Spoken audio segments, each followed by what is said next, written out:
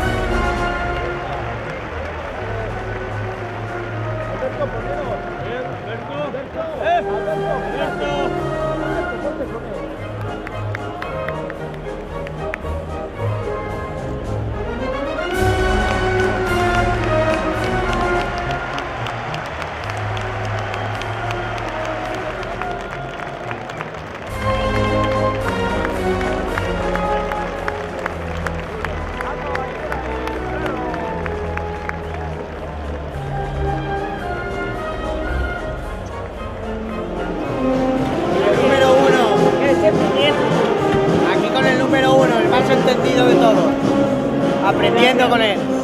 Gracias, Certo.